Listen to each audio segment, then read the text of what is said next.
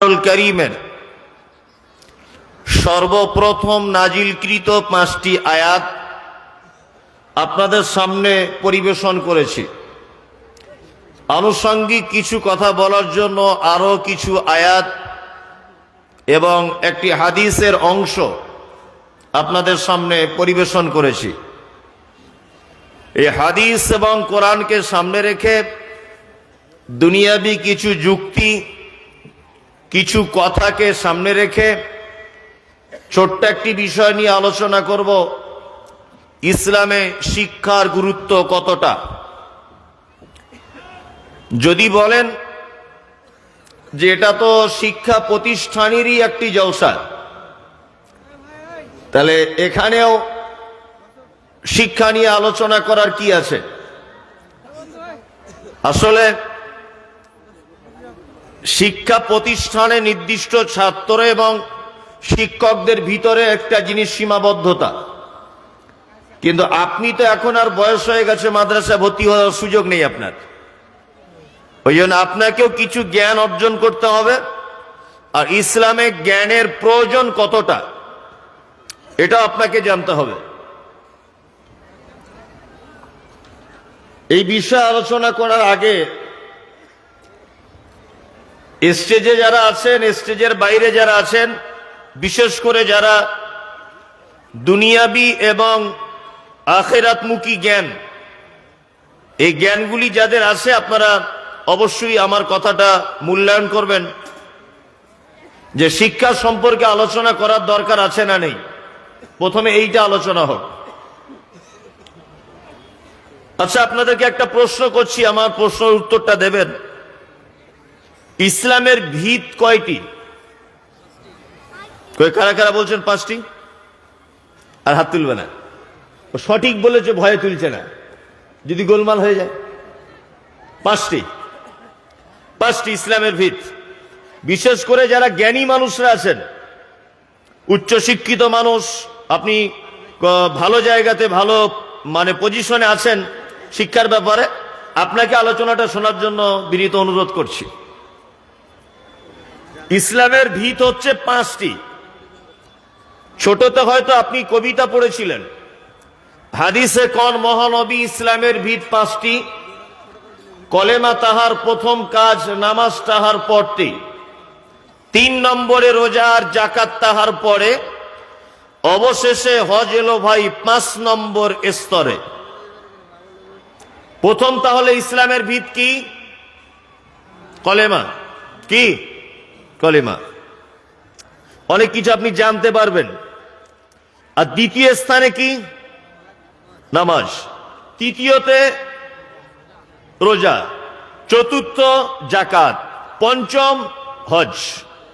আপনি তো ভালোই জানেন। তাহলে এবার আমার যে কথা, লা ইলাহা ইল্লাল্লাহ, এটা কলেমা, তাই তো? আচ্ছা, এই লা ইলাহা ইল্লাল্লাহটা পবিত্র আল কোরআনে কত জায়গাতে আল্লাহ সুবহানাহু ওয়া তাআলা উল্লেখ করেছেন? এক জায়গাতে। হাফেজ সাহেবরা যারা আছেন, আপনারা ভালো করে বলতে পারবেন। এক জায়গাতে শুধু কলেমা লা ইলাহা ইল্লাল্লাহ এই শব্দটা এসেছে। সূরা মুহাম্মদ আয়াত নম্বর 19, আল্লাহ তাআলা বলছেন, ফালাম আন্নাহু লা ইলাহা ইল্লাল্লাহ। এই একবার মাত্র বলা হয়েছে। তারপরে এলো নামাজ বা সালাত। আচ্ছা, এই সালাত শব্দটা কোরআন মাজিদে কতবার এসেছে এটা আপনারা জানেন? প্রায় 82 বার, তাই না? কম বেশি 2-4টা কম বেশি আলাদা ব্যাপার, 82 বার। তারপরে একটা এসেছে কি? সিয়াম। সিয়াম শব্দটা পবিত্র আল কোরআনে কত জায়গাতে ব্যবহার করা হয়েছে? মাত্র 11 জায়গাতে। 11টা জায়গাতে সিয়াম শব্দটিকে উল্লেখ করা হয়েছে কোরআন মাজিদে। মনে রাখবেন, আমি আবার ধরব। তারপরে এলো জাকাত। এই জাকাত শব্দটি পবিত্র আল কোরআনে আকিমিস সালাত ওয়া আতুজ জাকাত, সলাতের সঙ্গে জাকাতকে নিয়ে আসা হয়েছে 29 বার, আর 2 বার আল্লাহ সুবহানাহু ওয়া তাআলা খাস করে জাকাতের কথা বলেছেন। তার মানে ওই দিকে 29 আর এই দিকে 2, 31 বার জাকাতের কথা উল্লেখ করা হয়েছে কোরআন মাজিদে। তারপরে এলো হজ।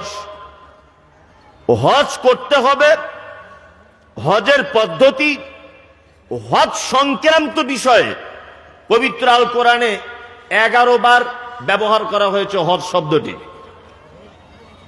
ভালো করে বোঝার চেষ্টা করুন।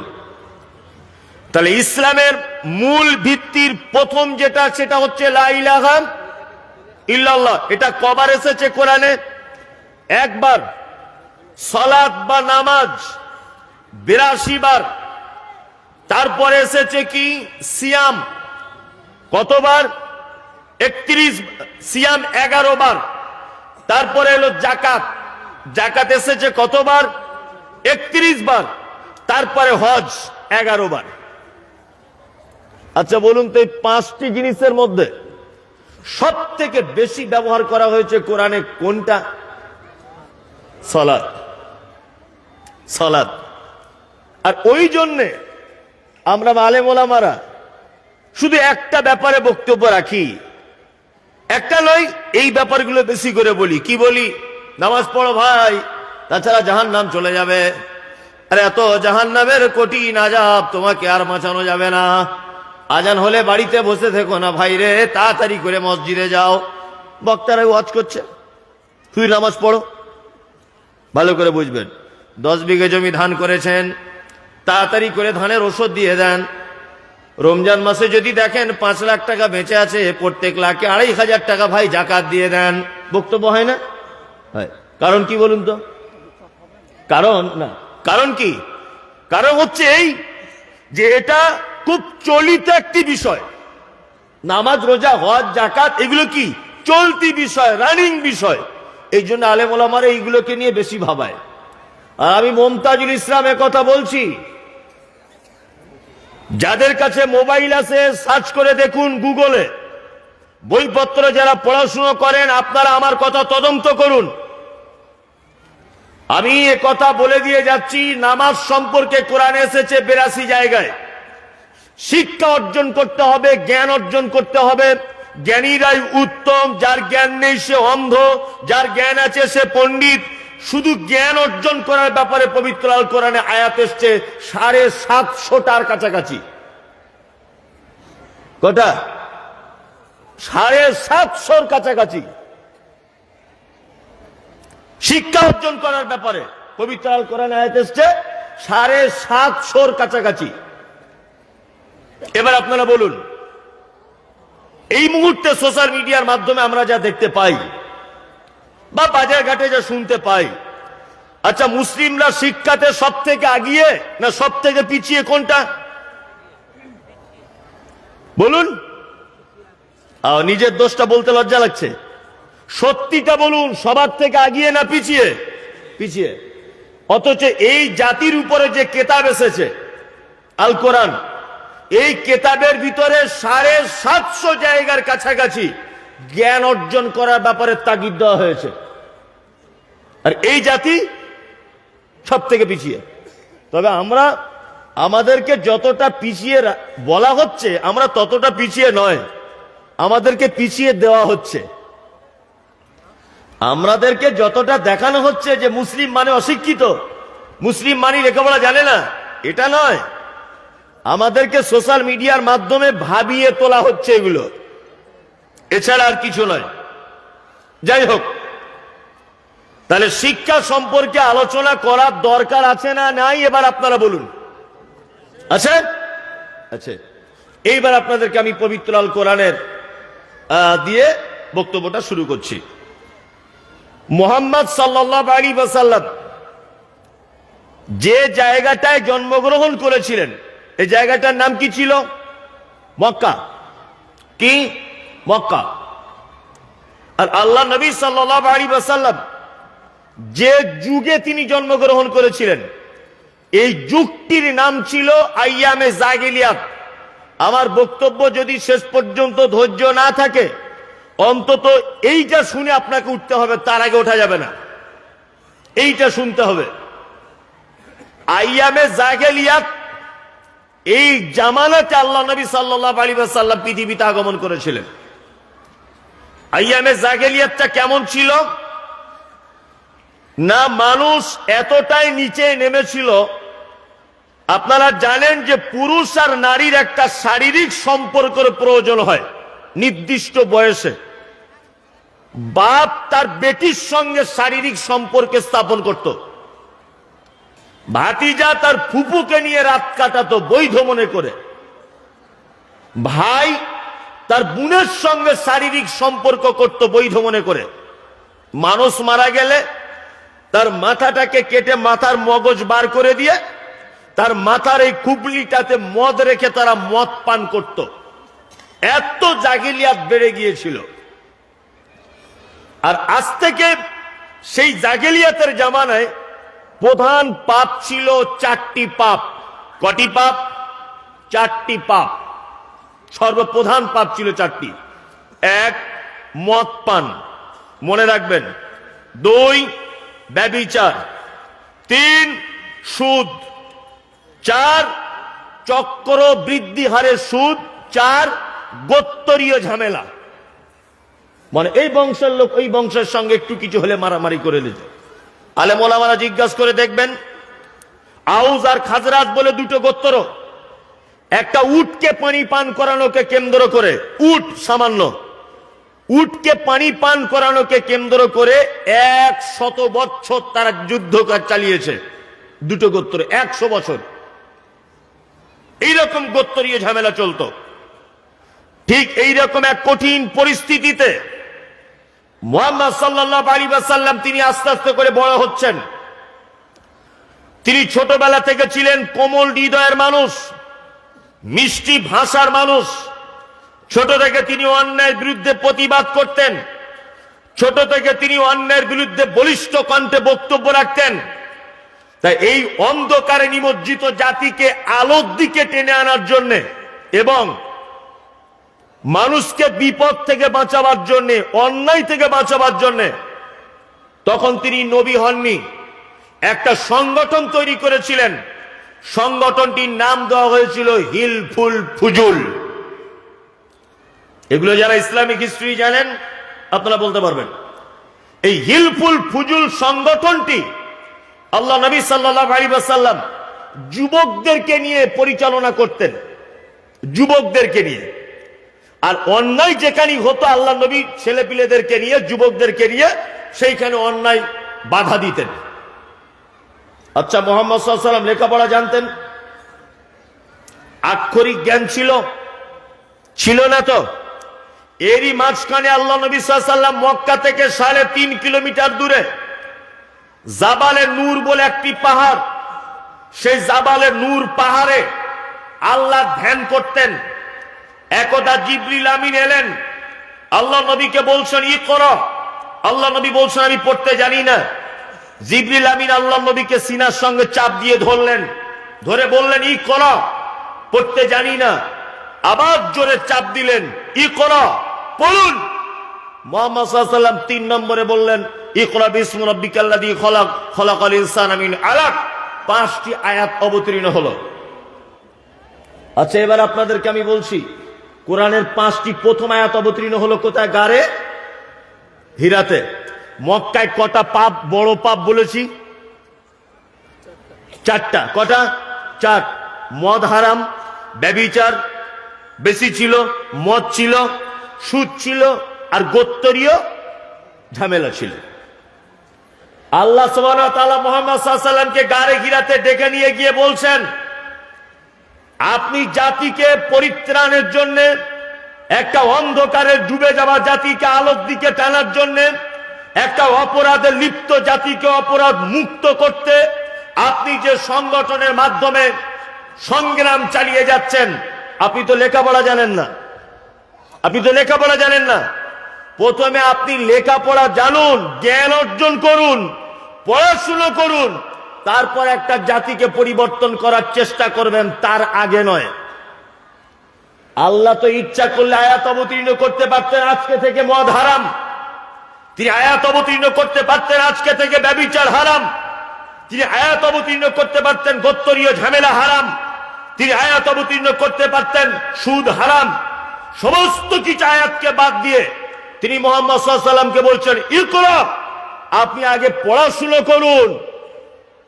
আপনি যে অসভ্য মানুষদেরকে সভ্য করতে চাইছেন, আগে আপনি পড়াশুনো করুন, তারপর পারবেন এটা, তার আগে পারবেন না। তার মানে এই ঘটনা থেকে বোঝা যায় একটা জাতিকে পরিবর্তন করতে গেলে সর্বপ্রথম হাতিয়ার হিসেবে কাজে লাগাতে হবে শিক্ষা। দুই, তারপরে কাজে লাগাতে হবে যুবকদেরকে। মুহাম্মদ সাল্লাল্লাহু আলাইহি ওয়াসাল্লাম অন্ধকারে ডুবে যাওয়া মানুষদেরকে আলোর দিকে আনার জন্য কাঁধে নিয়ে সংগঠন করেছিলেন, যুবকদেরকে নিয়ে। আজকে মাদ্রাসা, মসজিদ, মক্তব, ঈদগাহ, জলসা, এই সমস্ত জায়গাতে আমাদের যুবকদেরকে ঝাঁপিয়ে পড়তে হবে। তাছাড়া ইসলামকে বর্তমানে টিকিয়ে রাখা বড় মুশকিল, বড় কঠিন।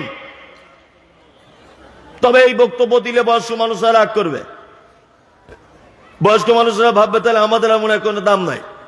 এই শুনুন, একটা কথা বলি, 60 বছর বয়স হয়ে গেলে সরকারি চাকরি আর থাকে? থাকে না তো। তা সরকার ওকে বাদ দিয়ে দেয় কেন? জানে যে ওর বুদ্ধি কমে যাচ্ছে, আস্তে আস্তে চোখে কম দেখছে, কানে কম শুনছে। বাবা, তুমি আর স্কুলে এসে সর্বনাশ করো না ছাত্রদের, তুমি বাড়িতে বসে বসে অর্ধেক বেতন পাও, তবুও ভালো, আমার স্কুলে এসো না। ওই জন্য ওকে পেনশন দেওয়া হচ্ছে বাড়িতে বসে অর্ধেক, কিন্তু স্কুলে আসা যাবে না। ও আগে ট্রেন চালাতো, ও বাড়িতে বসে থাকবে, আর চালাতে পাবে না। ও সরকারি বাস চালাতো, ও আর চালাতে পাবে না। তার মানে 60 বছর বয়স হয়ে গেলে উপর মহলের বুদ্ধিজীবীরা সমীক্ষা করে দেখছে যে ওই লোকটার বুদ্ধি কমে যাচ্ছে, ওর রাগ বেড়ে যাচ্ছে, হঠাৎ পিকআপ নিয়ে নিচ্ছে, চোখে কম দেখছে, চশমা ব্যবহার করতে হচ্ছে, স্মৃতিশক্তি লোপ পাচ্ছে, এই জন্য লোকটাকে বসিয়ে দেওয়া হয়। 60 বছর বয়স তুমি বসো, মুসলিম সমাজ উন্নতি হবে কি করে? লোকটা যখন রিটায়ার করে বাড়িতে চলে এলো, 50 বছর, 60 বছর, 70 বছর বয়স, মাদ্রাসা, মসজিদ, ঈদগাহ, এই সমস্ত জায়গায় সেক্রেটারি কমিটি হচ্ছে, তখন কমিটিতে প্রস্তাব করা হচ্ছে 75 বছরের একজন মাস্টার মশাইয়ের নাম। ভালো করে বুঝবেন, 75 বছর কোন একজন রিটায়ার্ড ম্যান, স্কুলের মাস্টার বা অন্য কোন ডিপার্টমেন্টের একজন চাকরিজীবীর নাম। তখন সবাই বলছে হ্যাঁ এই লোকটাই হোক, শিক্ষিত মানুষ। তা আমি বলতে চাইছি, ওই লোকটার এখন বয়স 75, ও তো নিজেই ভালো করে চলতে পারছে না, দায়িত্ব কাঁধে নিয়ে কি করবে? কি করবে দায়িত্ব কাঁধে নিয়ে? মুহাম্মদ সাল্লাল্লাহু আলাইহি ওয়াসাল্লাম যে পদ্ধতি বলে গিয়ে গেছেন যে একটা জাতিকে যদি তোমরা পরিবর্তন করতে চাও, সর্বপ্রথম হাতিয়ার হিসেবে যুবকদেরকে ব্যবহার করো। যুবকদের বিপ্লবের কারণে একটা জাতির পরিবর্তন আসতে পারে। আপনারা দেখতে পেলেন না কিছুদিন আগে বাংলাদেশের এক স্বৈরাচারী সরকার আলেম ওলামাদের উপরে কি অত্যাচার নির্মম ভাবে মারছিল। আল্লামা দেলোয়ার হোসেন সাঈদীকে মারলো, বিভিন্ন আলেম ওলামাদেরকে আয়না ঘরের ভিতরে ঢুকিয়ে মারলো, বড় বড় আলেমদেরকে কোটি কোটি টাকা মামলা, মিথ্যা মামলায় ফাঁসিয়ে দিল, কত আলেম ওলামাদেরকে জেলখানাতে বন্দী করে রাখলো। ওই দেশে এই জালেম সরকার পালাতে বাধ্য হয়েছে যুবক ছেলেদের কঠিন সংগ্রামের মাধ্যমে। যুবক যদি এগিয়ে আসে তাহলে একটা জাতির পরিবর্তন করা কি সম্ভব। এদেরকে আগিয়ে আনলে 2-3টে জিনিসের উপকার। আপনাদের গ্রামে, আপনাদের এলাকায় মাঝে মধ্যে ফুটবল টুর্নামেন্ট হয়, খেলা টেলা হয়। আচ্ছা, এইগুলো দেয় কারা? বুড়োরা? কারা? যুবকেরা। আর আমার কলকাতাতে দেখেছি ফুটবল টুর্নামেন্ট যখন হয়, 2টো মেয়ে ভাড়া করা থাকে, হাফ প্যান্ট পরে থাকে, একটা করে গোল হয় আর ঝুমঝুমি বাজিয়ে নাচে। কি বললাম বুঝলেন? গ্রামে ফাংশন হচ্ছে, গ্রামে ডিজে বাজিয়ে পিকনিক হচ্ছে, এগুলো করে কারা? বুড়োরা না ইয়াংরা? ইয়াংরা। আপনাকে গ্রামে টার্গেট করতে হবে যে কোন যুবক ছেলেগুলো এই কাজে লিপ্ত, যারা গ্রামে খেলা দিচ্ছে, ঢোল বাজাচ্ছে, এরা কারা? এরকম 10 জন ছেলেকে আপনারা লিস্ট করুন। লিস্ট করে মসজিদ মাদ্রাসা কমিটি ঈদগার কমিটি যখন হবে ওই 10 জনকে দায়িত্ব দিয়ে দিতে হবে। কি বলছি বুঝতে পারছেন?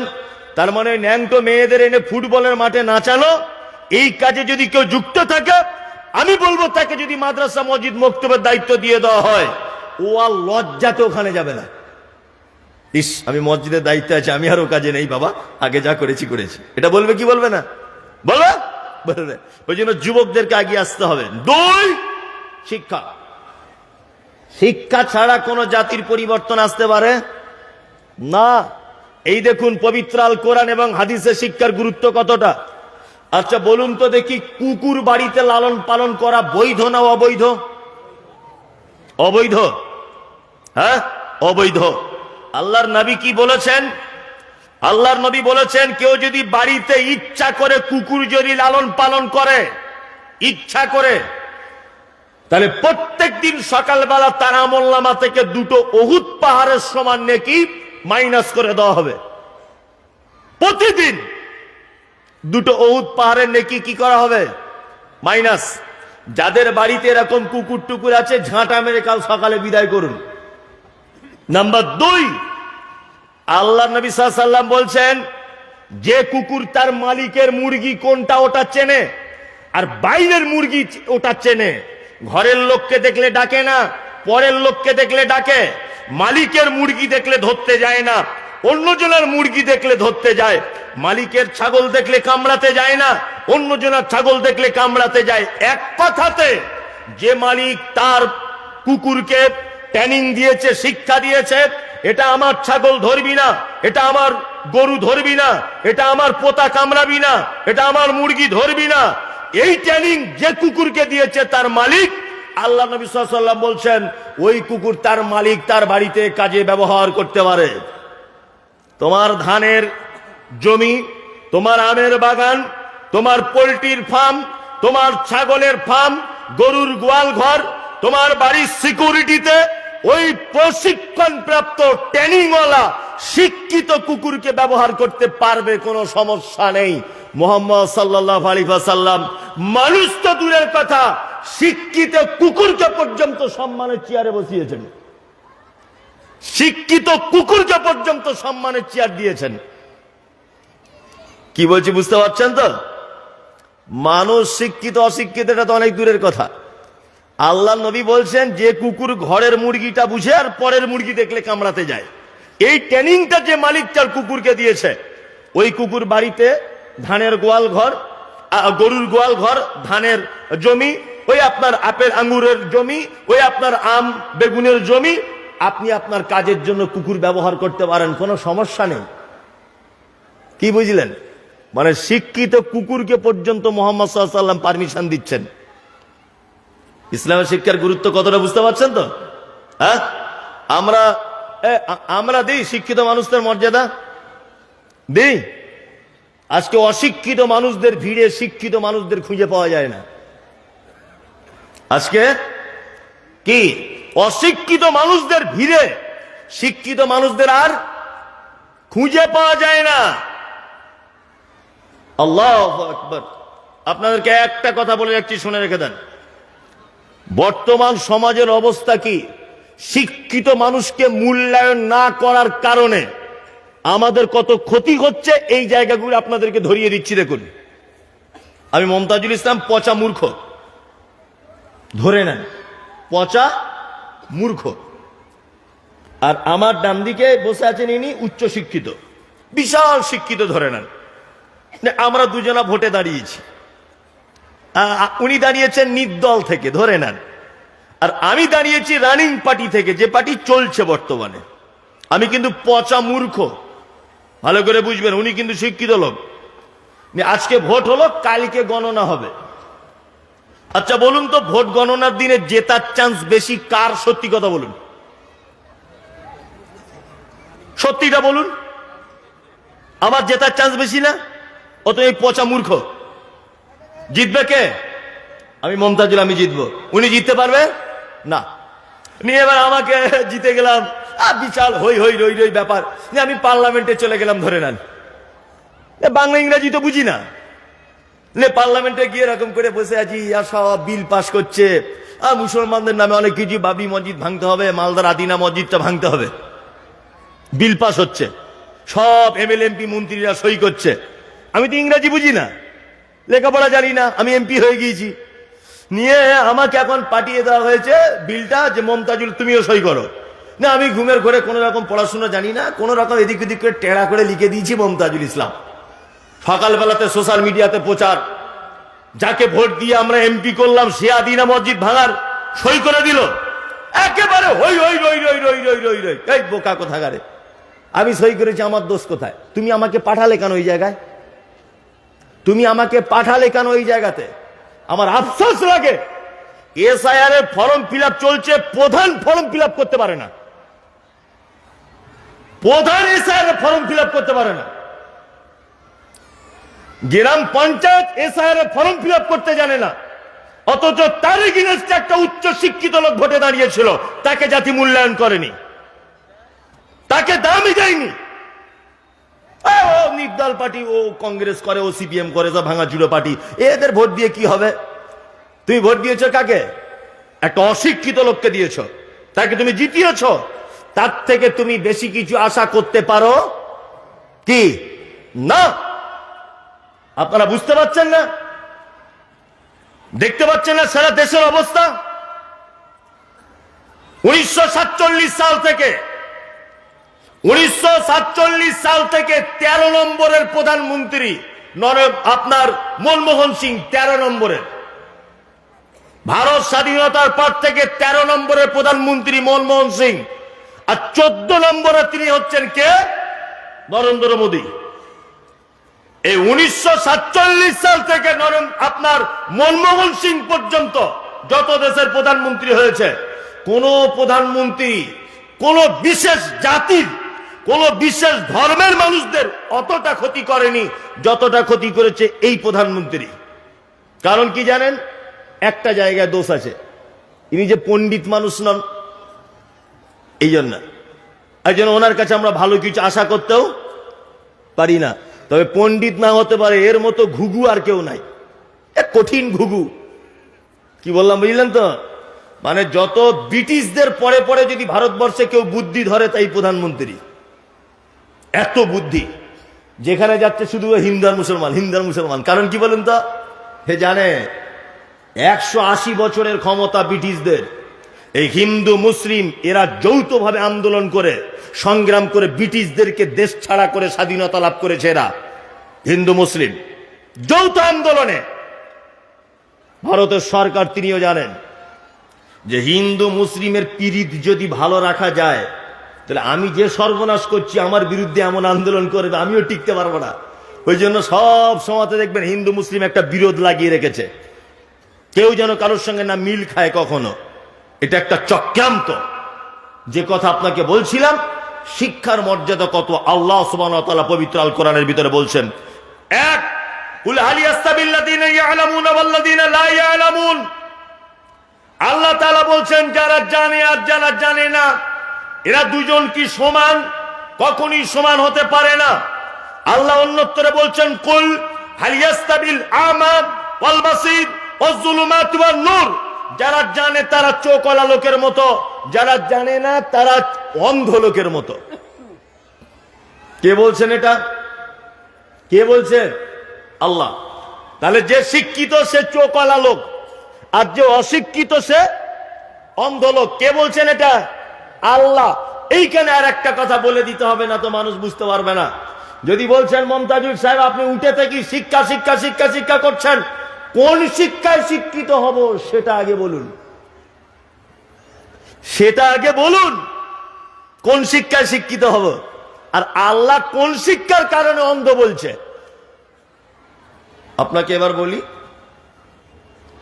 মুহাম্মদ সাল্লাল্লাহু আলাইহি ওয়াসাল্লাম তিনি বলেছেন তালাবুল ইলমি ফারিজাতুন আলা কুল্লি মুসলিমিন। প্রতিটা মুসলিম নরনারীর জন্য দ্বীনের জ্ঞান অর্জন করা কি ফরজ।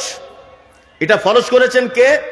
মুহাম্মদ সাল্লাল্লাহু আলাইহি ওয়াসাল্লাম। তিনি ফরজ করেছেন দ্বীনের জ্ঞান অর্জন করতে হবে, দ্বীনের জ্ঞান। এখন আমাদেরকে এটাও জানতে হবে যে ফরজ কতটুকু। আমরা জানি মাদ্রাসায় পড়তে হবে, 12-13 বছর থাকতে হবে, মাথাতে পাগড়ি নিতে হবে, হাতে একটা লাঠি নিতে হবে, তবে মনে হয় ফরজ আদায় হবে। এটা আমরা সাধারণ জ্ঞানে বুঝেছি, তাই না? কিন্তু আমি আপনাদেরকে এতটুকু কথা বলবো, দ্বীনের জ্ঞান অর্জন করা ফরজ।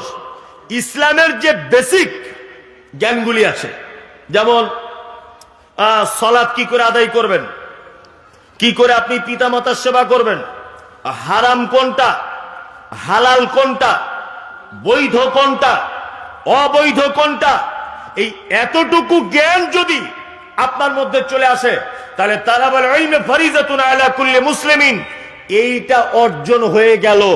তারপরে আপনি ডাক্তার হন, মাস্টার হন, ইঞ্জিনিয়ার হন, প্রফেসর হন, ব্যারিস্টার হন, তাতে কোনো সমস্যা নেই। আপনাকে দুটো জ্ঞান থাকতে হবে, কোরআনের জ্ঞানও থাকতে হবে আর দুনিয়ার জ্ঞানও থাকতে হবে, তাছাড়া চলা যাবে না।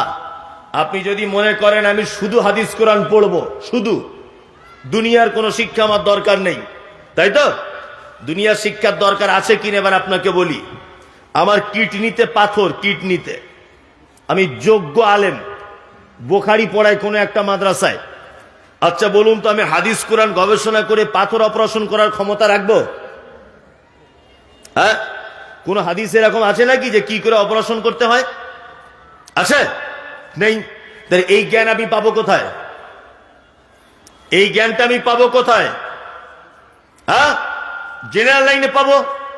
হাদিস এবং কোরআনের জ্ঞান হচ্ছে গন্তব্যে পৌঁছানো, আর ওই গন্তব্যে পৌঁছাতে গেলে যে উপকরণগুলো লাগে, এই উপকরণের নাম হচ্ছে জেনারেল শিক্ষিত। আপনি এখান থেকে কলকাতায় যাবেন, পৌঁছে আপনি যাবেন, কিন্তু কোনো না কোনো একটা মাধ্যমে পৌঁছাতে হবে। ট্রেনে যাবেন, বাসে যাবেন, মোটর সাইকেলে যাবেন, আপনি সাইকেলে যাবেন, কোনো না কোনো একটা মাধ্যমে তো আপনাকে যেতে হবে। হবে কি হবে না? কোরআন আপনাকে জান্নাতের রাস্তা বলে দেয়, কোরআন আপনাকে জান্নাতের রাস্তা বলে দেয়, কিন্তু ওই রাস্তা পর্যন্ত, ওই আপনার লক্ষ্য পর্যন্ত পৌঁছানোর জন্য উপকরণ হিসাবে যেটা ব্যবহার করা হয়, এই উপকরণটার নামই হচ্ছে দুনিয়াবি শিক্ষা। আচ্ছা বলুন, মসজিদ তৈরি হচ্ছে সব গ্রামে প্রায় জায়গাতে। আচ্ছা বলুন তো, এই মসজিদগুলো তৈরি করার আগে ইঞ্জিনিয়ার প্ল্যান হয় কি হয় না? যেখানে 12টা পিলিয়ার লাগার কথা, ওখানে যদি 2টো পিলিয়ার দিয়ে কোনো গ্রামের লোক মসজিদ করে, টিকবে? হ্যাঁ, তাহলে কটা পিলিয়ার দিয়ে করতে হবে, এই জ্ঞানটা কোন একজন ইঞ্জিনিয়ারের কাছে নেওয়া দরকার আছে না নেই? আছে? আছে, অবশ্যই আছে। দুটো শিক্ষাতেই শিক্ষিত হতে হবে। আমাদের ধ্যান ধারণা কি? আমাদের ধ্যান ধারণা, মৌলভী সাহেবরা বলে দিয়েছে, বুবু তোর মেয়ের বয়স কত? বলছে 16 বছর। আর স্কুলে পাঠাস না, আর স্কুলে পাঠাস না, ওকে বিয়ে দিয়ে দে, তাড়াতাড়ি ধরে বিয়ে দিয়ে দে, যুগ জামানা খারাপ। এই আমার বেটিকে আমি বিয়ে দিয়ে দিলাম, 16 বছরে আপনার বেটি বিয়ে দিয়ে দিলেন আপনি, তাই তো? আপনার স্ত্রী যখন প্রেগনেন্ট, বা আপনার মেয়েটা যখন প্রেগনেন্ট, পেটে বাচ্চা, সিজার করতে হবে। আমরা যাচ্ছি কার কাছে? ওই যে শৈলেন ব্যানার্জি, জাতিতে একজন খ্রিস্টান, জাতিতে একজন অমুসলিম, জাতিতে একজন ইহুদি, জাতিতে একজন চুয়ার চামার, তার কাছে সিজার করতে যেতে হচ্ছে। আপনার বৌমা শাড়ি জামা কাপড়ে ব্লাউজ খুলে উলঙ্গ হসপিটালে বেডে শুয়ে আছে, আর একজন গায়ের মুসলিম আপনার বৌমার, আপনার মেয়ের, আমার মায়ের ইজ্জত দেখছে। ভালো করে বুঝবেন আমি কি বলতে চাইছি। অথচ আমাদের ধ্যান ধারণা মাথাতে ঢুকিয়ে দেওয়া হয়েছে, 17 বছর বয়স মানে তোর বেটি বিয়ে দিয়ে, আর পড়াশোনা করার দরকার নেই। কি করবে পড়াশোনা করে? সারা জীবন তো থালা বাসন মাজতে হবে। ওর বাপের আর মায়ের মাথাটা খেয়ে 12টা বাজিয়ে মেয়েটা বিয়ে দিয়ে দিল। ওই মেয়েটা যখন পেটে বাচ্চা এলো, তখন হরিপদ ডাক্তার পুরুষ মানুষ, তার লজ্জাস্থান দেখছে ফ্যাল ফ্যাল করে তাকিয়ে। এটা ভালো হলো? আমাদের যদি 20 জন মহিলা মুসলিম ডাক্তার যদি থাকতো, আর তারা যদি আপনার মেয়ের বাচ্চা ডেলিভারি করতো, এটা ভালো হতো না ওই কাওরা মুচি ওদের হাতে ডেলিভারি হওয়াটা ভালো? কোনটা? নেই। অথচ এই ব্যাপারে আমাদের চিন্তা ভাবনাও নেই। শুধু বলছে তোর মেয়েকে বিয়ে দিয়ে দে। আর দেখতে ভালো, চামড়াটা পরিষ্কার, আলহামদুলিল্লাহ, রূপটাও ভালো, বলছে বিয়ে দিয়ে দেয়। আবার আপনার মেয়ে পর্দা মেনটেন করে ও কলেজে যাচ্ছে, উচ্চশিক্ষা শিক্ষিত হচ্ছে, পাশের বাড়ির মেয়েরা আবার ওকে থেকে টিটকারি করছে, বাবা ও যেন রাষ্ট্রপতি হবে, এত কলেজের ঢং কিসে যা, অথচ নিজের সবকিছু হেফাজত করেই যাচ্ছে। অসুবিধা কোথায়? অসুবিধাটা কোথায়? শুনুন, একটা কথা বলি, শিক্ষা অর্জন ছাড়া আপনার একটা ইবাদত কবুল হবে না, একটা ইবাদত কবুল হবে না। আমি মমতাজুল ইসলামের কথা বলে গেলাম, এখানে আলেম ওলামারা আছেন, আমার কথা আপনাদের কাছে কতটা গ্রান্টেড হবে এটা আমার জানা নেই, তবে আমি যে যুক্তিটা ব্যবহার করছি এটা দেখুন তো কেমন লাগে। আজকে সারা ভারতবর্ষ জুড়ে, সারা পৃথিবী জুড়ে, প্রত্যেক গ্রামে পাড়াতে, এই গ্রাম সেই গ্রাম মসজিদ করার একটা কম্পিটিশন আছে। ভালো করে বুঝবেন, মসজিদ করতে হবে খুব দামি। আলহামদুলিল্লাহ মসজিদ হচ্ছে, প্রত্যেক গ্রামই হচ্ছে, উন্নত মানের মসজিদ হচ্ছে, কিন্তু বড় দুঃখের ব্যাপার যে ওই মসজিদের আন্ডারে একটা মক্তব নেই ভালো, যেখানে কোরআন শিক্ষার ব্যবস্থা। ভালো করে বুঝবেন শিক্ষার কত গুরুত্ব। আল্লাহ নবী সাল্লাল্লাহু আলাইহি ওয়াসাল্লাম দাঁড়িয়ে আছেন, বুঝুন ভালো করে, আল্লাহর নবী একটা লোককে দেখছেন, লোকটা মসজিদে 2 রাকাত নামাজ পড়েছে, নিজের চোখে দেখলেন। লোকটা এসেছে আল্লাহর নবীর কাছে, আল্লাহর নবী বলছেন তুমি নামাজ পড়েছ? লোকটা বলছে পড়েছি।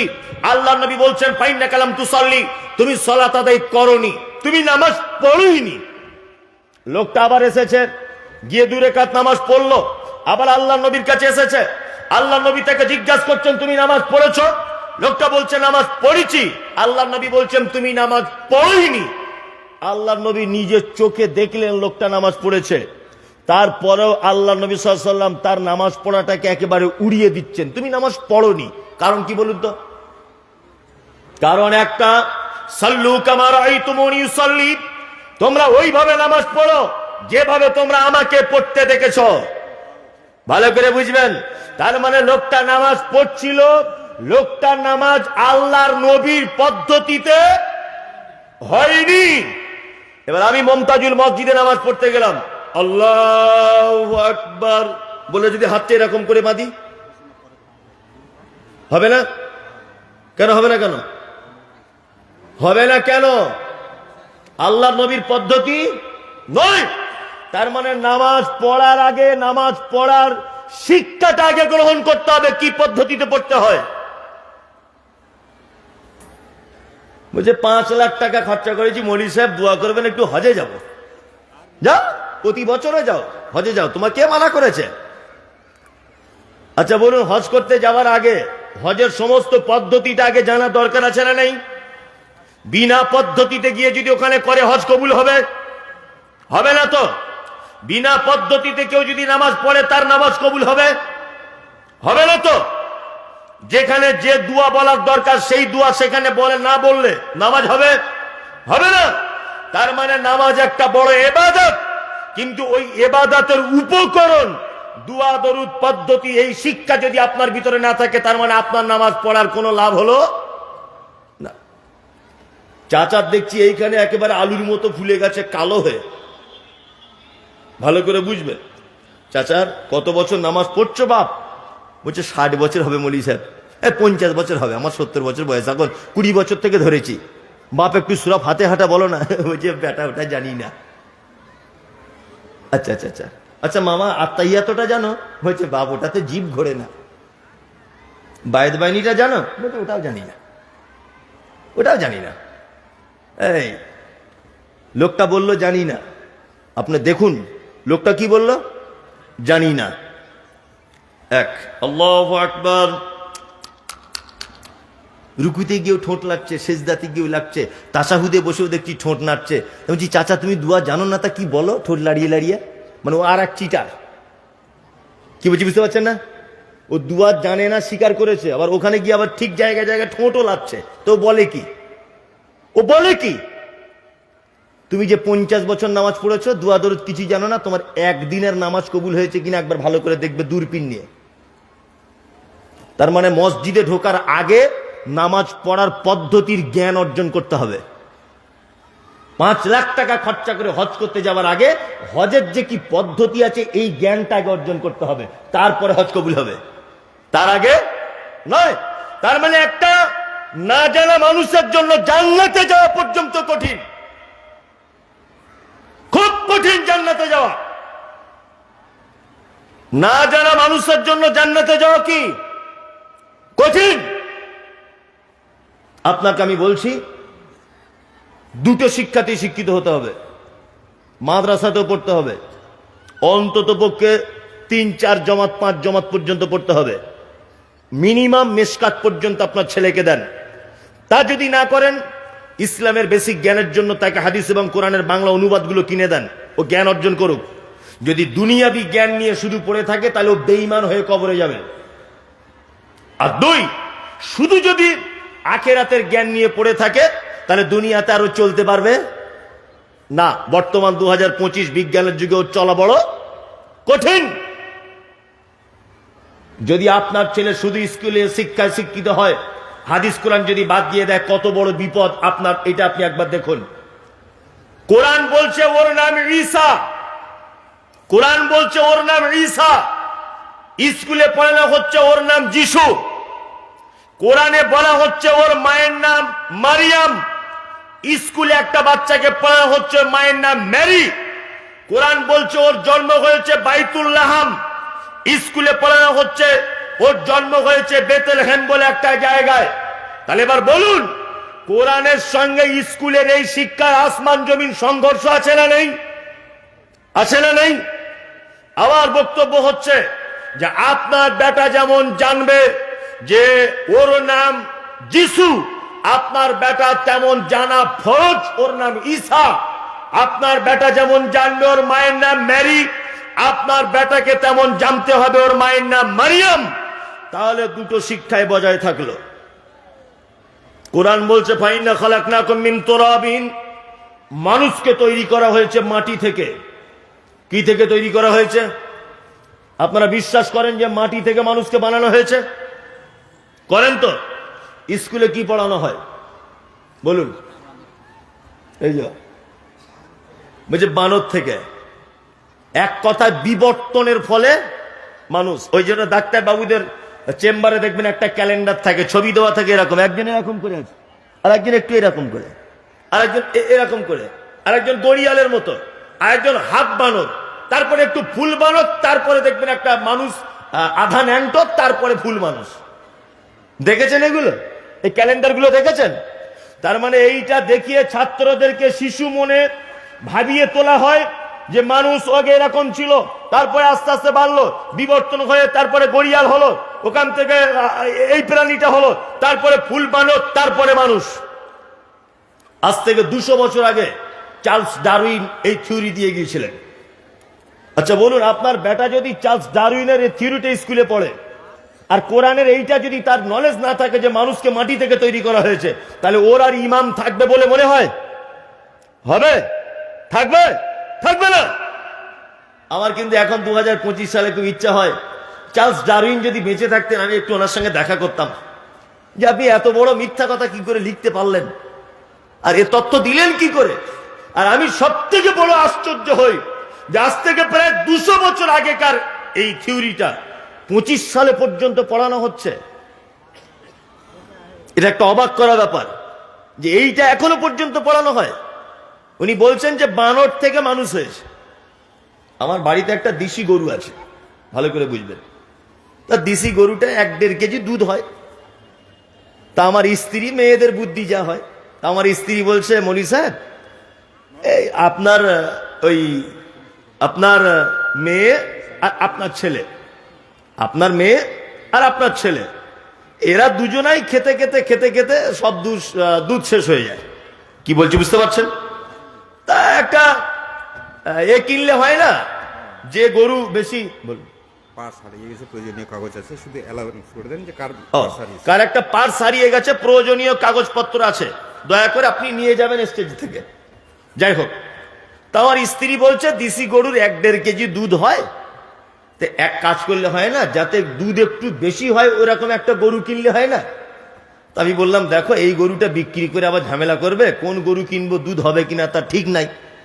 তা আমি গরুর ডাক্তারকে ফোন করেছি, ভালো করে শুনবেন। তা গরুর ডাক্তারকে বলছি, এটা কিন্তু অরিজিনাল নয়, বোঝানোর জন্য গল্পটা বলছি, অরিজিনাল ঘটনা নয়।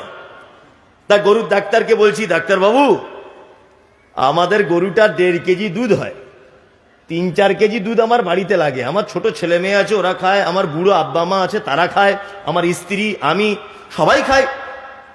তা কি করা যায় বলুন তো, 1.5 কেজি দুধে হচ্ছে না।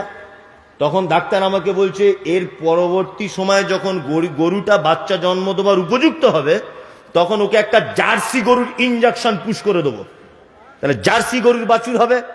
আচ্ছা বলুন তো এটা হওয়া সম্ভব না অসম্ভব? সম্ভব। গরুর পেট থেকে জার্সি গরুর বাছুর পাওয়া সম্ভব না অসম্ভব? সম্ভব। মেয়ে জার্সি গরুর বাছুর হয়েছে। আমার স্ত্রী দেখে বলছে সাংঘাতিক ব্যাপার তো, দেশি গরুর পেট থেকে জার্সি গরুর বাছুর হয়েছে। হ্যাঁ, আমার মেয়েটা খুব কাঁদছে, আব্বু আমার একটা হরিণের বাচ্চা এনে দাও না, একটু খেলবো।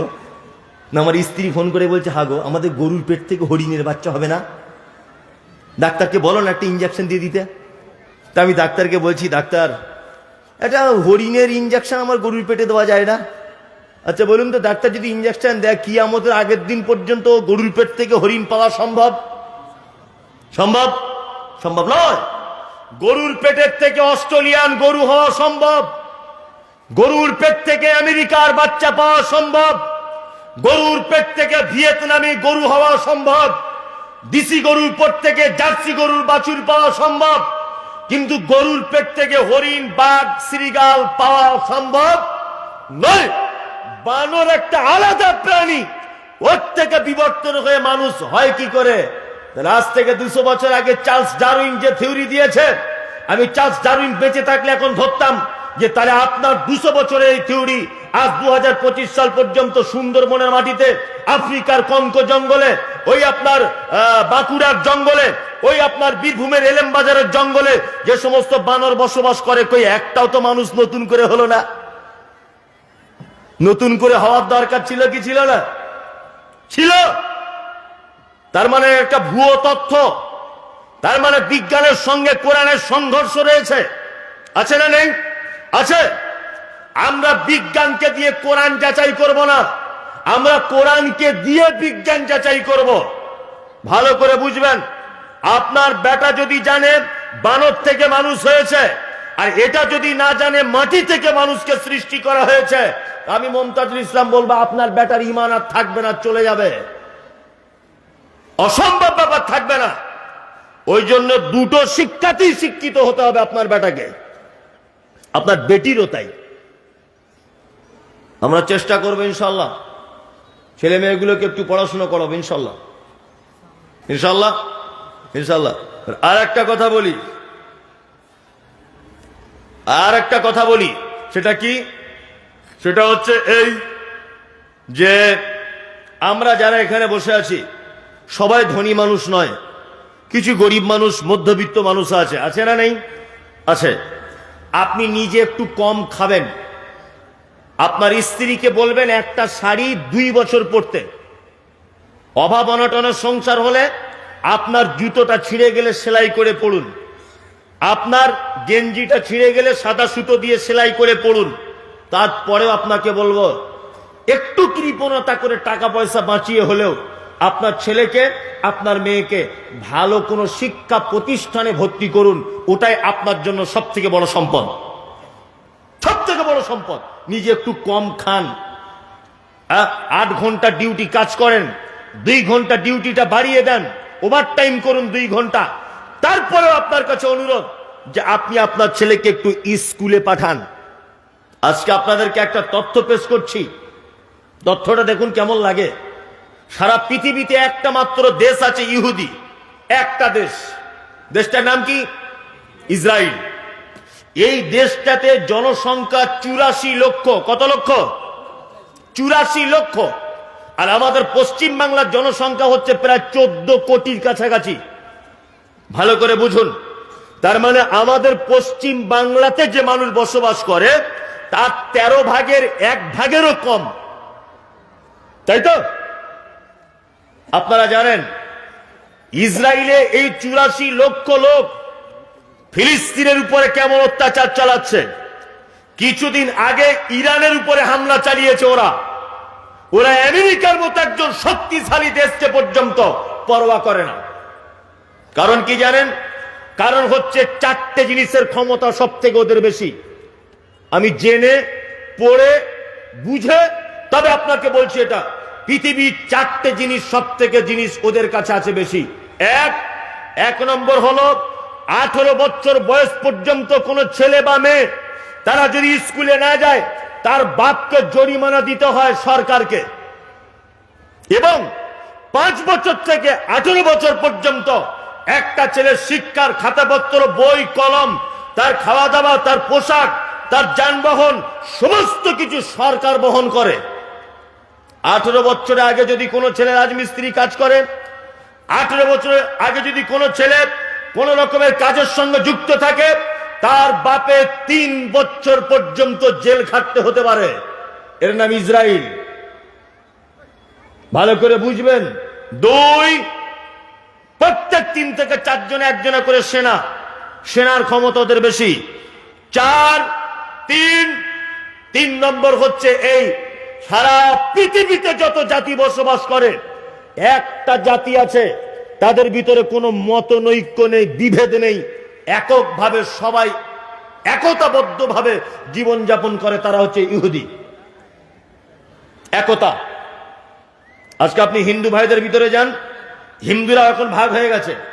শুভেন্দু অধিকারীর হিন্দু আলাদা, ভালো করে বুঝবেন। যারা শুভেন্দু অধিকারীর সাথে ঘোরে ওরা আলাদা হিন্দু, ভালো করে বোঝার চেষ্টা করুন। আবার যারা ওই আপনার দীনকৃষ্ণ ঠাকুরের বক্তব্য শোনে, ওরা আবার আলাদা হিন্দু। মানে কি, চিন্তা ভাবনাটা আলাদা। শুভেন্দু অধিকারীর সঙ্গে যারা ঘোরে তাদের চিন্তা ভাবনা মুসলমান দেখলেই মারো, ওরা সব জেহাদি, ভালো করে বুঝবেন। ও উগ্রবাদী হিন্দু, ওরা আলাদা। আজকে মুসলিমদের ভিতরে বিভিন্ন দলে বিভক্ত আছে না নেই? আছে, বিভিন্ন ফেরকাতে বিভক্ত। তারা পৃথিবীর ইতিহাস বলছে যে 4টে কাজে তারা সব থেকে আগিয়ে ইহুদিরা।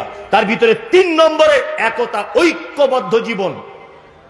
নাম্বার 4 নম্বর, সারা ভারতবর্ষে আমাদের যত শিক্ষিত মনীষীদের জন্ম, বা সারা ভারতবর্ষের ভিতরে সব থেকে বড় আবিষ্কার পরমাণু বিজ্ঞানী, তিনি কে? এপিজে আব্দুল কালাম।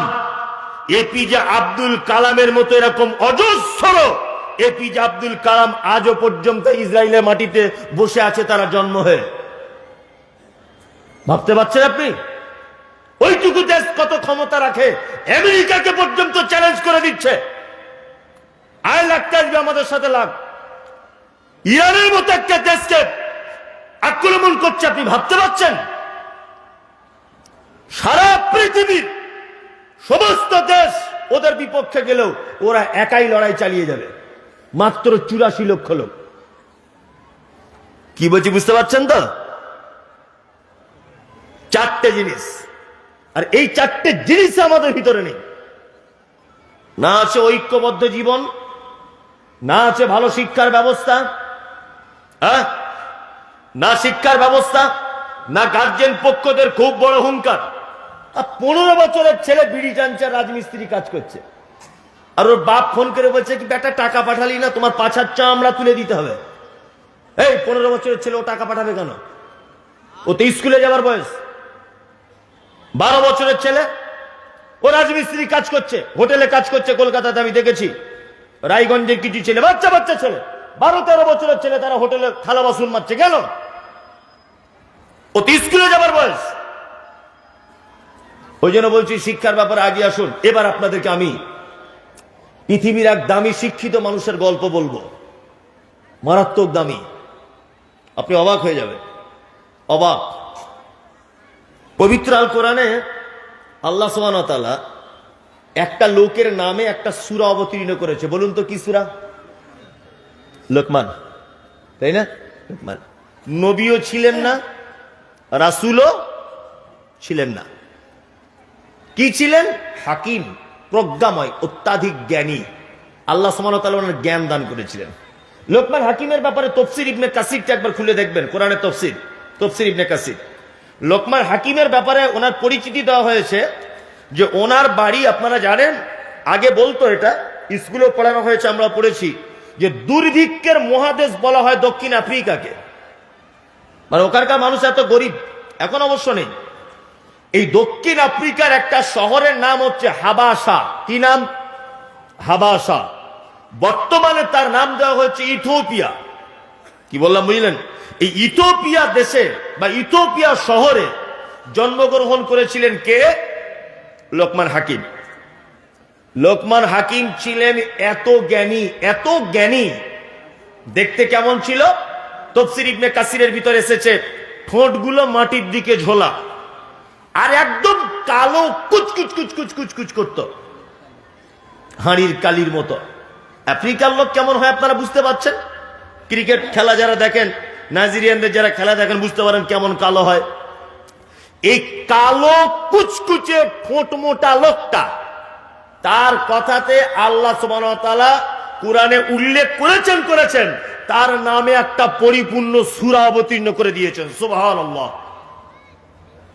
কারণ কি? লোকটা কেমন জ্ঞানী ছিল একটা কথা বলি তাহলে। তার জ্ঞান কেমন দেখুন। উনি ছোটতে বকরি চড়ানো কাজ করতেন, বকরি, ছাগল চড়াতেন, ছাগল। একদিন লোকমান হাকিমের মালিক লোকমানকে ডেকে বলছে, লোকমান, আজকে বাড়িতে কি রান্না হয়েছে? লোকমানের জ্ঞান দেখুন, কি রান্না হয়েছে বলো। লোকমান তখন বলছে, বাড়িতে বকরি রান্না হয়েছে। বকরি? আচ্ছা, তাহলে এক কাজ করো, বকরির শরীরের ভিতরে সব থেকে উন্নত মানের একটা অংশ আমাকে এনে দাও, আমি খাবো। দুটি অংশ। লোকমান হাকিম হৃৎপিণ্ড আর জিহ্বা, এই দুটো জিনিস প্লেটে করে দিলেন। তা মালিক তখন জিজ্ঞাসা করছে, লোকমান, এই দুটো কি বকরির দেহের মধ্যে সব থেকে ভালো? তো বলছে হ্যাঁ। কিছুদিন পার হয়ে গেল, আবার মালিক একদিন জিজ্ঞাসা করে বলছে, লোকমান, আজকে বাড়িতে রান্না কি হলো? তা বলছে, আজকে বাড়িতে রান্না হয়েছে বকরি। তা বলছে, আজকে বকরির দেহের সব থেকে নিকৃষ্ট দুটি জিনিস প্লেটে করে আমাকে দাও, আমি খাবো। আবার দ্বিতীয় দিনও ওই হৃৎপিণ্ড আর জিহ্বাটা দিয়েছে। মালিক তখন মেজাজ উঁচু করে দিয়ে বলছে, লোকমান, আরে তুমি কি আমার সঙ্গে পাগলামি জুড়েছ? আগের দিনে বলেছে এই দুটো ভালো, আবার আজকে বলছে এই দুটো খারাপ। লোকমান হাকিম তখন বলছেন, যা বলা শুনুন, কোন মানুষের দেহের ভিতরে এই দুটো জিনিস যদি ভালো হয় তাহলে সে লোক ভালো, আর কোন মানুষের দেহের ভিতরে জীব আর এই জায়গাটা যদি খারাপ হয় তাহলে সে লোক খারাপ। অরিজিনালটাও তো তাই, তাই না? সামনে আসসালামু আলাইকুম, অন্তরে বীজ ভরা, এক নম্বরের বদমাশ আছে না? আসসালামু আলাইকুম, আরে মমতাজুল সাহেব আপনার মতো লোক হয় না, আবার দেখছি ফেসবুকে গাল দিচ্ছে, ওই লোকটাই। ইমাম সাহেব, আল্লাহু আকবার, আপনার যা কোরআন তেলাওয়াত, সুবহানাল্লাহ, 30 বছর নামাজ পড়ছি, আপনার মতো কণ্ঠস্বর কারোর শুনিনি, এত কণ্ঠস্বর ভালো আমার। ইমাম সাহেব জোহরের সময় ওর ছেলের পাতলা পায়খানা হচ্ছিল, না বলে বাড়ি চলে গেছে। ওই লোকটা এসে তখন বলছে, শালা ইমাম সাহেব সব ভালো, না বলে শুধু ফুরু ফুরু করে ঘর চলে যায়। হচ্ছে পাক্কা শয়তান লোক। এ মুখে সালাম আলাইকুম আর প্রশংসা, অন্তরে কি? হ্যাঁ, বিষ। লোকমান হাকিম তার জ্ঞান আল্লাহ সুবহানাহু ওয়া তাআলা এত বেশি ভালোবেসেছেন, তার জ্ঞানকে আল্লাহ সুবহানাহু ওয়া তাআলা পবিত্র আল কোরআনের ভিতরে নোট করেছেন। তার বেটাকে তিনি শিক্ষা দিচ্ছেন। আপনারা যারা বসে আছেন, আমি তার বেটার দেওয়া জ্ঞান কোরআনে আল্লাহ নোট করেছেন, ওই জ্ঞানটা, ওই শিক্ষাটা আপনাদেরকে দিয়ে যাব। আপনারা আপনার পরিবারকে, আপনার বেটাকে দিবেন ইনশাআল্লাহ। বাড়িতে গিয়ে বলে দেবেন ইনশাআল্লাহ, এই শিক্ষাটা অন্তত পক্ষে আপনার পরিবারকে দিবেন, আপনার বেটাকে দিবেন। লোকমান হাকিম বলছে তার বেটাকে যে উপদেশ, যে শিক্ষা দিয়েছে আল্লাহ, ওই উপদেশ, ওই শিক্ষা কোরআনে নোট করেছেন। এক, আল্লাহ তাআলা বলছেন, ওয়াইদ ক্বালা লুকমান লিইবনিহি ওয়া হুয়া ইয়াইযুহু ইয়া বুনাইয়া লা তুশরিক বিল্লাহ ইন্নাশ শিরকা লাযুলমুন আযীম। বেটা, পৃথিবীতে যাই করো আর নাই করো, আল্লাহর সাথে কোনোদিন কাউকে শরীক করে দিও না। নিশ্চয়ই শিরিক সব থেকে বড় জুলুম, সব থেকে বড় অত্যাচার। শিরিক কাকে বলে জানেন তো? জানেন না? আপনাকে বলে দিই সহজ বাংলাতে, একদম সহজ। আল্লাহর যে ক্ষমতা আছে, এই ক্ষমতা পৃথিবীর অন্য কারো আছে এটা মনে করা কি শিরক। রুজির মালিককে, হায়াত মওতের মালিক, যা কিছু হয় কার থেকে হয়, তাই না? আল্লাহ থেকে। এক কথায় আল্লাহর যে ক্ষমতাটা আছে এই ক্ষমতা পৃথিবীর অন্য কারো আছে এটা মনে করা শিরক। শিরক সম্পর্কে আপনাকে কেন প্রথমে সচেতন করা হচ্ছে? লোকমান হাকিম তার বেটাকে শিরক সম্পর্কে কেন সচেতন করছেন? আল্লাহ সুবহানাহু ওয়া তাআলা বলছেন, ইন্নাল্লাহা লা ইয়াগফিরু আন ইউশরাকা বিহি ওয়া ইয়াগফিরু মা দুনা যালিকা লিমান ইয়াশা। পৃথিবীতে যত বড় পাপ আছে প্রত্যেক পাপকে আমি আল্লাহ ইচ্ছা করলে ক্ষমা করে দিতে পারি। ব্যভিচার করেছো, ইচ্ছা করলে ক্ষমা করে দিতে পারি। তুমি সুদ খেয়েছো, ইচ্ছা করলে ক্ষমা করে দিতে পারি। তুমি অন্যায় করেছো, ইচ্ছা করলে ক্ষমা করে দিতে পারি। 30 বছর নামাজ পড়নি, ইচ্ছা করলে ক্ষমা করে দিতে পারি। 30 বছর রোজা রাখনি, ইচ্ছা করলে ক্ষমা করে দিতে পারি। কিন্তু আল্লাহ সুবহানাহু ওয়া তাআলা বলছেন, কেউ যদি আমার সাথে কাউকে শরীক যদি করে দেয়, ওকে ক্ষমা করার ব্যাপারে কোনোদিন আমার ইচ্ছাটাও জাগবে না। কি বলছি বুঝতে পারছেন? শিরক কত বড় পাপ। আল্লাহ তাআলা বলছেন, ইন্নাহু মান ইউশরিক বিল্লাহ ফাকাদ হারামাল্লাহু আলাইহিল জান্নাহ ওয়া মাওয়াহুন নার ওয়া মা লিয-যালিমিনা মিন আনসার। শিরিক যারা করে তাদের জন্য জান্নাত হারাম। তাদের জন্য কি জান্নাত হারাম? ওয়া মাওয়াহুন নার, তাদের থাকার জায়গা জাহান্নাম। ওয়া মা লিয-যালিমিনা মিন আনসার, এবং কিয়ামতের মাঠে শিরিককারীদের কোনো সহযোগিতা করা হবে, কোনো সাহায্য পাবে না। আপনাকে আর একটা কথা বলে দিই, আমি কোটি কোটি টাকা সুদ খেয়ে মারা গেছি, বলুন তো আমার জন্য দোয়া করা যাবে কি যাবে না? বলুন। আপনি আমার ভাই ধরে নেন, আপনি দোয়া করতে পারেন তো, আল্লাহ আমার ভাই মমতাজুর অন্যায় করেছে, ক্ষমা করে দাও। দোয়া করা যাবে কি যাবে না? যাবে। কেন যাবে না? আমি পাপ করেছি, পাহাড় সম পরিমাণ পাপ করেছি। আল্লাহর কাছে ক্ষমা চাইলে ক্ষমা হবে। আমি ক্ষমা চাইতে পারিনি, আমার পক্ষ থেকে আপনি চান, আল্লাহ আমার আব্বাকে একটু ক্ষমা করে দাও। এটা আপনার বলার রাইট আছে না নেই? আছে। একটা পাপীর জন্য ক্ষমা প্রার্থনা করা হারাম। একটা পাপীর জন্য ক্ষমা প্রার্থনা করা হারাম। এই দেখুন আল্লাহ তাআলা পবিত্র আল কোরআনে বলছেন, মা কানা লিন নাবিয়্যি ওয়াল্লাযিনা আমানু আন ইস্তাগফিরু লিল মুশরিকিন ওয়ালাউ কানু উলি কুরবা। আল্লাহ বলছেন নবীদের জন্য উচিত নয়, ইমানদারদের জন্য উচিত নয় যে যারা শিরিক করা অবস্থায় মারা যায় তাদের জন্য ক্ষমা প্রার্থনা করা। সুবহানাল্লাহ। শুধু যদি আল্লাহ ইমামদারদের কথা বলতেন আলাদা ব্যাপার, আল্লাহ বলছেন নবীদেরও উচিত নয় যে যারা শিরিক করা অবস্থায় মারা যায় মুশরিক, তাদের জন্য ক্ষমা প্রার্থনা করা। এই দেখুন আপনাকে আর একটা কথা বলি, পবিত্র আল কোরআনে আল্লাহ সুবহানাহু ওয়া তাআলা বলছেন কি, ইস্তাগফির। নবী আপনি ক্ষমা প্রার্থনা করেন, আওলা তাস্তাগফির, ক্ষমা প্রার্থনা নাই বা করেন, ইন তাস্তাগফির লাহুম ৭০ মাররাতান, আপনি যদি একদিনে ৭০ বার যদি ক্ষমা প্রার্থনা করেন শিরিককারীদের জন্য, তাহলে তবুও তাকে ক্ষমা করা হবে না। শিরিক এত বড় পাপ। তবে আমরা যতই বলি নিজেকে আহলে হাদিস, নিজেকে যতই বলি হাদিস মেনে চলি, আমরাও শিরিক করি। স্বামীকে বশ করার জন্য দেখবেন বালিশের তলাতে তাবিজ লুকিয়ে রেখেছে ওর বউ, হয় না? মাঝে মধ্যে অবাক হই, অবাক। একটা যুবক ছেলে 4টা আংটি পড়েছে, হাতে 4 রকমের পাথর, 4 রকমের। বলছে এটা কি রে ভাই? বলছে এটা বউ কথা শোনে না হুজুর। এটা বলছে আমার বউ মায়ের বাড়ি গেলে আর আসতে চায় না, ওই গোপন ভাবে নিয়েছি। এটা কিসের রে ভাই? এটা গোপন ব্যাপার, বলা যাবে না। আর এই ছোট আঙুলটা কি খবর? বলছে আমার শাশুড়ি বলে আমি নাকি মায়ের কথায় চলি, ওই জন্য এটা আমার শাশুড়ির পক্ষ থেকে দিয়েছে, অষ্টধাতু আংটি। 5টা আংটি পরে ঘুরছে, আর 5 রকমের পাথর লাগানো, এক এক পাথরে এক এক রকমের কাজ। এই আপনাদেরকে একটা কথা বলি, হযরত ওমরকে চেনেন? হযরত ওমর নাম শুনেছেন? হযরত ওমর, পৃথিবীতে একটা পাথর আছে জান্নাত থেকে এসেছে, ডাইরেক্ট জান্নাত থেকে। পাথরটার নাম কি? হাজরে আসওয়াদ, যেটা কাবার এক কোণাতে লাগানো আছে, হাজী সাহেবরা চুম্বন করে। এটা জান্নাত থেকে এসেছে। হাদিসে এসেছে যে পাথরটা যখন আসে দুধের থেকেও সাদা ছিল। আদম সন্তান পাপের বোঝা নিয়ে চুম্বন করতে করতে করতে করতে আল কাতারের মতো কালো হয়ে গেছে। কি বললাম বুঝলেন? হযরত ওমর হজ করতে গিয়ে বারবার কাবাটা ঘুরছেন আর হাজরে আসওয়াদের দিকে আঙুল বাড়িয়ে দিয়ে বলছেন, এ হাজরে আসওয়াদ, কোশ্চিন কালে আমি তোমাকে চুম্বন করতাম না। তুমি কোনো উপকারও করতে পারো না, ক্ষতিও করতে পারো না। তুমি জান্নাতের পাথর হতে পারো, তোমার উপকার করারও কোনো ক্ষমতা নেই আর ক্ষতি করারও কোনো ক্ষমতা নেই। তোমাকে চুম্বন করব কেন? আল্লাহর নবী করেছেন আর করতে বলেছেন তাই। তাছাড়া আমি জীবনে করতাম না। কে বলছেন এ কথা? হযরত ওমর। তার মানে জান্নাতের পাথর পর্যন্ত ভালো মন্দ কিছু করে দিতে পারে না, আর তোমার এই ফুটপাতের অষ্টধাতু আংটি তোমার বইয়ের ছেলে করে দিবে? কি বড় বোকা! হ্যাঁ, আরে যে বিক্রি করছে ও তো চিটার, ও তো এক নম্বরের চিটার।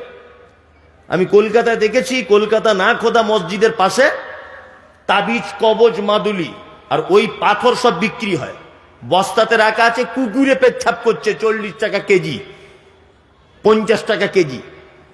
ওই মাল এনে জুত করে ধুয়ে মুছে সার্প পানি দিয়ে ওই আপনার হরিশ্চন্দ্রপুর রেল স্টেশনে একজন চিটার চারিদিকে সাজিয়ে নিয়ে বসে যে একটা ভাঙা মাইক্রোফোন নিয়ে বলছে, আর আফ্রিকা কঙ্কর জঙ্গল সে লেকে আয়ে হ্যায় জড়িবুটি, বুকে বাড়ি মারছে আর বলছে, অথচ নারকেল গাছের শিকড়, কিছুই কাজ নাই। কিনছে কে? হেডমাস্টার, ওর বইয়ের ছেলে হয় না তাই। মনে মনে ভাবছে, আল্লাহ, পাগল দুনিয়াতে কি করলে? ওর কপালে ঝাঁটা লেগেছে বলে চিটার পাথর বিক্রি করছে, আর ও 300 টাকা দিয়ে ওই পাথর কিনছে। শিরক। মান তাআল্লাকা তামিমাতান ফাকাদ আশরাক। কোন মানুষ যদি হাতে কিছু ধারণ করে সেটা কি? শিরক।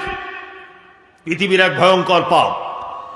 আমরা সকলেই শিরক মুক্ত পরিবার গড়তে হবে ইনশাআল্লাহ, ইনশাআল্লাহ, ইনশাআল্লাহ। আপনার স্ত্রীকে বলে দিবেন, আপনার বাচ্চার হাতে দেখবেন মাদুলি, তাবিজ, লাল সুতো, কালো সুতো, হাবিজাবি এসব আছে কিনা, যদি থাকে এগুলো খুলে ফেলে দিতে হবে। লোকমান হাকিম তার বেটাকে সর্বপ্রথম যে শিক্ষা দিয়েছেন, আল্লাহ এত পছন্দ করেছেন, ওই শিক্ষাটা পবিত্র আল কোরআনের ভিতরে নোট করে দিয়েছেন। সুবহানাল্লাহ। তার প্রথম শিক্ষা, শিরক মুক্ত একটা পরিবার গড়তে হবে। কোন রকমের শিরকের সঙ্গে আপোষ করা যাবে কি না? লোকমান হাকিম তারপরে বলছেন, তারপরে কি বলছেন? অওয়াসাইনাল ইনসানা বিওয়ালিদাইহি হামালাতুহু উম্মুহু ওয়াহানান আলা ওয়াহানিন ওয়া ফিসালুহু ফি আমাইনি আনিশকুরুলি ওয়ালিওয়ালিদাইকা ইলাইয়াল মাসির। লোকমান হাকিম তার বেটাকে দ্বিতীয় উপদেশ দিচ্ছে, বেটা, পিতা মাতার সঙ্গে কখনো অসৎ ব্যবহার করবে না, বিশেষ করে তোমার মায়ের সাথে। তোমার মা তোমাকে কষ্টের পর কষ্ট সহ্য করে তোমাকে পেটে ধারণ করেছে, 2 বছর 2.5 বছর যাবত তোমাকে দুধ পান করিয়েছে।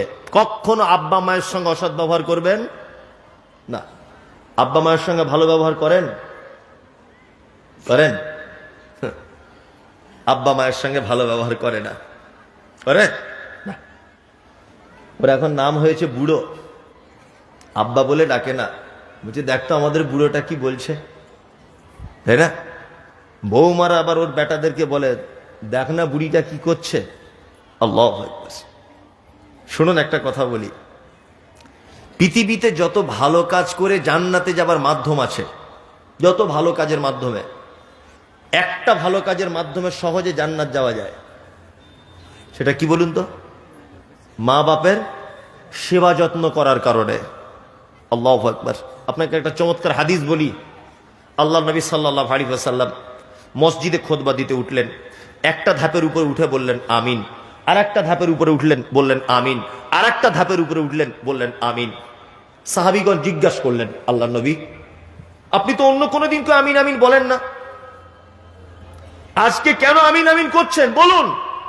আল্লাহ নবী সাল্লাল্লাহু আলাইহি ওয়াসাল্লাম বলছেন, জিবরিল আমিন দোয়া করছিল যে তার পিতা মাতাকে পেল বা তাদের একজনকেও পেল, তাদের সেবা যত্ন করে জান্নাত পর্যন্ত যেতে পারল না, তার নাক যেন মাটিতে মিশে যাক। দোয়া করছিল কে? জিবরিল আমিন। আল্লাহ নবী সাল্লাল্লাহু আলাইহি ওয়াসাল্লাম কি বললেন? আমিন। 2, যে মাহে রমজান মাসকে পেল, মাহে রমজানের রোজা রেখে নিজের গুনাহগুলোকে মিটিয়ে নিতে পারল না, এর নাক যেন মাটিতে মিশে যাক। 3, যেখানে আমার কথা আলোচনা করা হলো অথচ আমার নামে দরুদ পাঠালো না। ওই জন্য মোহাম্মদ নাম শুনলে কি বলতে হবে? সাল্লাল্লাহু আলাইহি ওয়াসাল্লাম।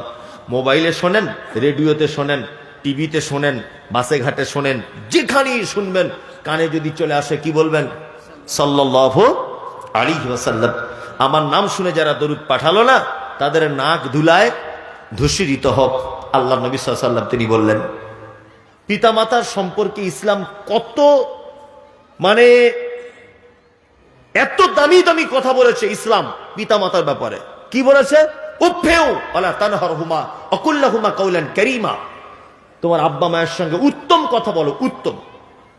এমন কথা বলে দিও না যে তোমার আব্বা মা যাতে শব্দটুকু না বলে দেয়। আচ্ছা, আপনাদের এখানে মালদা জেলাতে যাদের আব্বা মা আছে, আব্বা মাকে খেতে দিচ্ছেন তো, যত্ন করছেন তো? আপনারা 4 ভাই কেমন করে খাচ্ছে আব্বা মারা? 4টে ভাই আপনার আব্বা মা কেমন করে খাচ্ছে বাড়িতে? পালি পালি, মনে হচ্ছে ওর বাপ মসজিদের ইমাম সাহেব, ওর মা মুয়াজ্জিন, এরকম একটা ব্যাপার। আবার বউ মারা ক্যালেন্ডার দেখছে আজ ক তারিখ, আজকে ক তারিখ হলো, তোর দাদু কি ক্যালেন্ডার দেখে না? 12 দিন হয়ে গেল, 11 দিনের কথা। আল্লাহু আকবার। বৌমারা বলছে আবার আমাদের তরকারি কি খুব মিষ্টি, ছেড়ে যেতে মন চায় না, বড় ছেলের বাড়িতে যাও। এ হচ্ছে কি হচ্ছে না? হচ্ছে। এ অত্যাচার কেন পিতামাতার উপরে? বক্তব্য আপনারা এতক্ষণ যা শুনেছেন, কে চলে গেলেন কে থাকলেন ওটা কথা নয়, এইটুকু জায়গা শুনে যাবার জন্য বিনীত অনুরোধ থাকলো আপনাদের কাছে। ইসলাম পিতামাতাকে কোন জায়গায় পৌঁছেছে। 1, আপনারা 4 ভাই, 4 জনা দিল্লিতে কাজ করেন। 4 জন দিল্লিতে। ঈদের 1 সপ্তাহ আগে বাড়ি আসবেন। মরা মানুষের মতো বসে শুনুন। ঈদের 1 সপ্তাহ আগে বাড়ি আসবেন। তা আপনার স্ত্রীকে ফোন করে বলছেন, হ্যালো নাসিমা, আমি তো বাড়ি যাব ঈদের জন্য, তা তোমার জন্য কি নিয়ে যাব বলো। ওর স্ত্রী বলছে আমার জন্য একটা লাল শাড়ি, লাল ব্লাউজ, লাল সায়া, এটা আনবে। মেয়ের জন্য জামা আনবে, ছেলের জন্য জিন্স প্যান্ট, আর মনে করে আমার বোনের জন্য 2টো সালোয়ার আনবে। মানে শালির কথা বলছে। লোকটা দিল্লির কোন এক শপিং মলে কেনাকাটা করছে। ওর স্ত্রী আবার ফোন করেছে, হ্যালো, কেনাকাটা করা হলো। লোকটা তখন বলছে তোমাদের সবার হয়ে গেছে, শুধু আব্বা মায়ের জন্য, আব্বার জন্য লুঙ্গি আর পাঞ্জাবি, আর মায়ের জন্য একটা শাড়ি আর ব্লাউজ, এই 2টো একটু খুঁজছি কিনবো বলে। তখন ওর স্ত্রী ফোনে বলছে, কেন প্রত্যেক বছরে তুমি কেন তোমার আব্বা মাকে শাড়ি জামা কাপড় দিতে যাবে? তোমার 3টে ভাই চোখে দেখতে পায় না? ও তখন বইয়ের ধমকানি শুনে বাড়ি চলে এসেছে। আব্বা মায়ের জামা কাপড় কেনা হয়নি, সবার কিনেছে। 4 বেটা, 2 তলা করে বাড়ি। বাপ মা সিঁড়ি দিয়ে উঠতে পারে না বলে সিঁড়ির তলাতে তক্তবোস দিয়ে, খাট দিয়ে, ঠান্ডা পৌষ মাসের হাড় কাঁপানো শীতে তোমার আব্বা মা দুজনা সিঁড়ির তলাতে মশারি টাঙিয়ে থাকে। তোমার আব্বার বয়স 90 বছর, তোমার মায়ের বয়স 85 বছর। ঈদের দিন সকালে সবাই নামাজ পড়তে যাচ্ছে, ঈদের মাইকে তাকবীর হচ্ছে, আল্লাহু আকবার, আল্লাহু আকবার, লা ইলাহা ইল্লাল্লাহ, আল্লাহু আকবার, আল্লাহু আকবার, ওয়ালিল্লাহিল হামদ। তাকবীর হয় না? হচ্ছে। সবাই ঈদের নামাজ পড়তে যাচ্ছে, বাড়িতে সবাই চলে গেল। তোমার মা, তোমার আব্বা মশারির ভিতরে বসে বুড়ো বুড়ি দুজন যুক্তি করছে, আমার আর ঈদের নামাজ পড়তে যাওয়া হবে না নাকি গো? তখন আপনার মা বলছে, তুমি একটু ওঠো না, আস্তে আস্তে করে লাঠিটা নিয়ে যাও, তুমি যেতে পারবে। তোমার আব্বা তখন কাঁদো কাঁদো কণ্ঠে বলছিল, যেতে তো ইচ্ছা করে, কিন্তু কি করে যাব, ভালো জামা কাপড় নেই, গোসল করাবার কেউ নেই।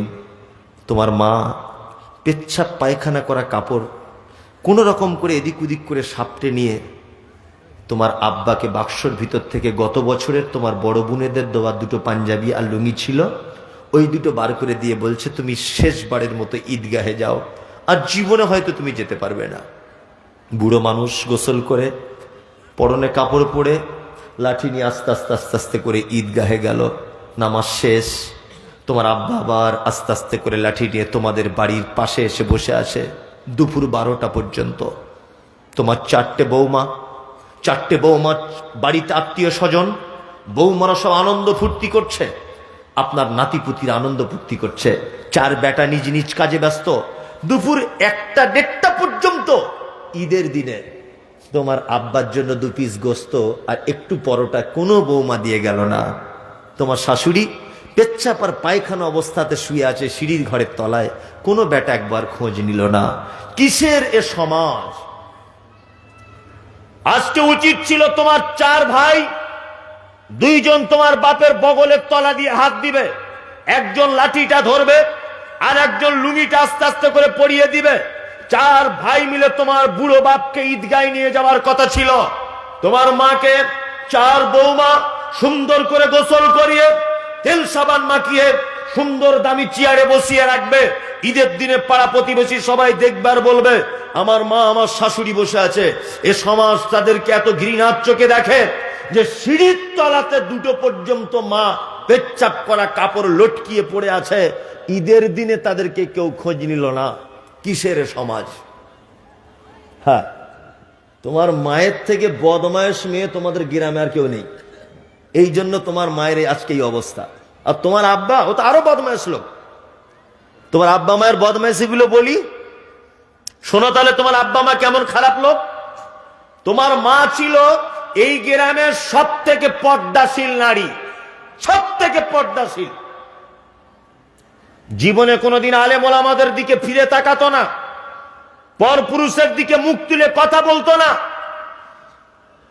তোমার মা এত পর্দাশীল, গ্রামের কোন আলেম ওলামা তোমার মায়ের মুখ দেখেনি। তোমার মায়ের জীবনের সব থেকে বড় দোষ যে তোমার মতো একটা অপদার্থ বেটাকে জন্ম দিতে গিয়ে মালদার সরকারি হাসপাতালে যে মা কাউকে মুখ দেখাতো না, ওই মা তোমাকে পৃথিবীর আলো দেখানোর জন্য পরপুরুষ ডাক্তারের সামনে নিজের লজ্জার স্থান দেখিয়ে দিয়েছিল। এটা তোমার মায়ের জীবনের সব থেকে বড় অন্যায়। তোমার মায়ের জীবনের দ্বিতীয় অন্যায়, তোমার মা ছিল, তোমার মায়ের মাথার চুল ছিল হাঁটু পর্যন্ত দোলা, কালো কুচকুচে চুল। তোমার মতো অপদার্থ বেটাকে জন্ম দিতে গিয়ে হাসপাতালের বেডে লাল রক্তে তোমার মায়ের কালো চুলগুলো জমাট বেঁধে গিয়েছিল। এটা তোমার মায়ের দ্বিতীয় বড় অপরাধ।